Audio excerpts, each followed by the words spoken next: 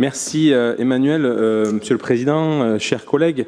Juste en complément, déjà commencer mon propos par remercier le travail du conseiller délégué Emmanuel Ferrand et l'ensemble des équipes, donner les chiffres qui sont assez époustouflants pour notre région. L'enjeu, et sa modestie en prendre un coup, c'est de ne rien laisser à Bruxelles.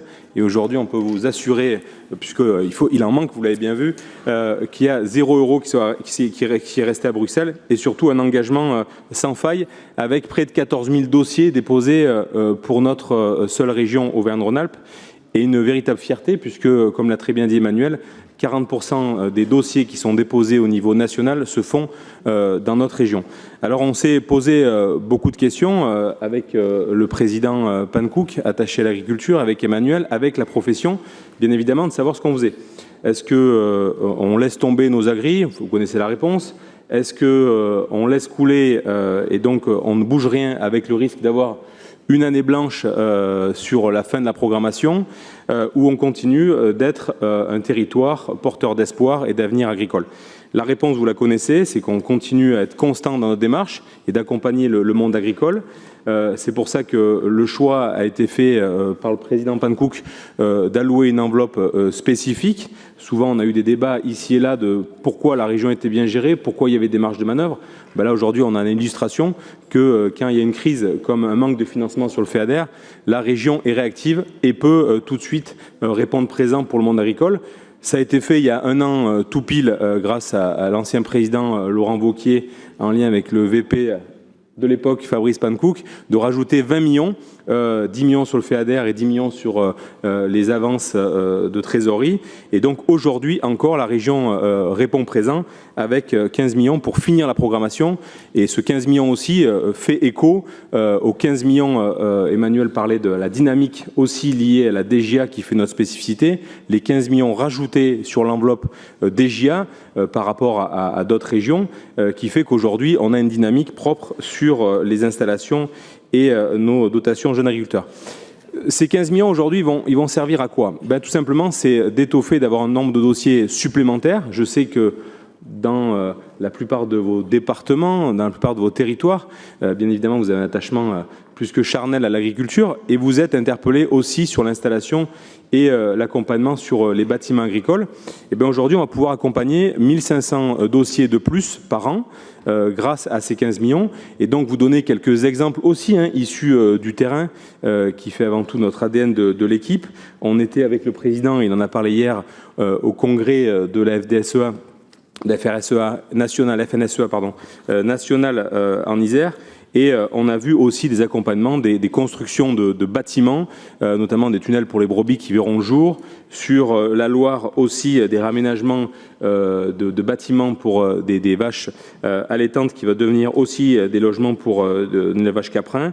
Ou encore dans le Puy-de-Dôme, 2 bâtiments d'élevage où il y aura de la production de volailles. Et ça aussi, c'est important de le rappeler, des exemples qui sont significatifs et qui vont être accompagnés grâce à cette intervention et cette réactivité. Et un point qui est fondamental aussi, et je sais l'attachement qui est le vôtre à ce niveau-là, c'est aussi l'impact sur l'économie locale. Souvent, on va sur le terrain avec Emmanuel et toute l'équipe, de se rendre compte de l'impact que peut avoir le monde agricole sur l'économie locale. J'étais dans le Cantal il y a 3 semaines avec mon ami Bruno Faure pour dire qu'aujourd'hui, c'est le bon sens paysan qui est en action sur l'économie locale et le monde agricole. On l'a vu dans cette petite commune du Cantal, l'éleveur en question a dit « moi j'ai fait travailler mon charpentier, mon maçon ». Et ça, c'est essentiel de le rappeler parce qu'ils ne mettent pas tout sur le prix, ils mettent aussi le maximum sur la réactivité et sur l'économie locale. Et c'est aussi un enjeu et un travail d'équipe. Pour finir sur le FEADER, rappelez que c'est avant tout un travail d'équipe et un lien fort avec la profession. Je pense que c'est essentiel de le rappeler et de le marteler ici. On n'est pas là pour apprendre le boulot aux agriculteurs, on est là aussi pour faire confiance aux filières, aux métiers et à ceux qui connaissent ce métier. Ça fera aussi écho aux différents amendements qui ont été déposés et défendus tout à l'heure. Et puis aussi, je veux rendre hommage, bien sûr, au travail des équipes de la région, sous la houlette du directeur Carlo Casquetta, puisque 14 000 dossiers, c'est un gros chiffre sur le papier, mais c'est encore plus dur à instruire. On le sait avec l'ensemble des équipes. Emmanuel y faisait référence pour dire que par rapport à d'autres régions, je sais que certains n'aiment pas la comparaison, mais quand on est devant, c'est important de le dire, parce que quand on est derrière, on nous le rappellerait. Quand on est devant, c'est important de le dire. On a démarré cette programmation, et je sais l'attachement de notre ancien président Laurent Wauquiez et de Fabrice, qui était vice-président, le 4 janvier 2023, quand d'autres régions n'ont pas démarré la programmation européenne sur le FEADER. Il y a quelques-unes régions autour de nous, que ce soit Occitanie, PACA, Bourgogne-Franche-Comté, qui n'ont pas démarré. Et aujourd'hui, je veux vraiment saluer le travail qui est effectué par notre président Fabrice, qui est allé à Bruxelles aussi pour essayer de récupérer ce reliquat d'argent européen. Ce n'est pas neutre, parce qu'il y a 100 millions qui ont été demandés par la collectivité régionale, avec un enjeu important, c'est que cet argent ne reste pas à l'Europe et qu'il revienne sur les territoires, parce qu'on a beaucoup de demandes, avec aussi un risque majeur, mais Fabrice l'a aussi défendu, c'est d'avoir une renationalisation des dossiers, ce que l'on ne veut pas, et rester aussi à l'échelle des régions. Et on le voit au niveau de la région Vendée-Rhône-Alpes, un exemple en termes de consommation de crédit. C'est aussi l'occasion, sur ce rapport, de rappeler que l'agriculture est une priorité régionale, et de le rappeler. Avec 3 piliers qui sont essentiels pour nous. Avant tout, dire qu'on est fiers d'eux, de ce qu'ils représentent, et c'est important de rappeler toutes ces valeurs, du travail, du mérite, de l'effort, des gens qui se lèvent le matin pour nous nourrir, il ne faut jamais l'oublier. Dire que c'est des gens qui sont passionnés au quotidien. Je pense qu'on est tous aussi amenés à visiter des exploitations, que c'est des entreprises familiales, avec des gens qui sont passionnés et qui dégagent beaucoup de leur temps pour nous. Et puis rappeler aussi que ça, c'est beaucoup de paroles, et on en est fiers aussi de faire beaucoup de communication sur le magazine de la région, parce qu'on est une terre d'agriculture avec d'élevage, mais aussi il y a des actes derrière, avec des moyens qui sont importants pour le monde agricole, puisque c'est important de le rappeler aussi. C'est un budget qui a été multiplié par 4, puisqu'on est passé de 35 millions des régions fusionnées à plus de 140 millions aujourd'hui, avec cette enveloppe supplémentaire qu'on va vous proposer au vote. Rappelez aussi que c'est une agriculture vertueuse. C'est important de le rappeler. Je sais que mon collègue nouvellement élu, le vice-président Fournier, est très attaché. C'est que nos agriculteurs sont aussi, à eux seuls, un modèle en termes environnementaux. Et aujourd'hui, on le voit, ils ont beaucoup fait d'efforts. On était avec Raymond Vial aussi, qui nous accompagne hier, avec les éleveurs de la race charolaise, pour montrer qu'ils installent un maximum de races robustes dans nos territoires pour s'adapter aux conditions climatiques. Rappelez aussi que sur les variétés, sur l'arboriculture, il y a beaucoup d'efforts qui ont été faits, et ça on le doit. Et là, je le parle aussi sous la casquette de président de département, ils entretiennent nos paysages. On l'oublie souvent, mais en termes de défense incendie, on le voit, on est touché par des incendies ici et là.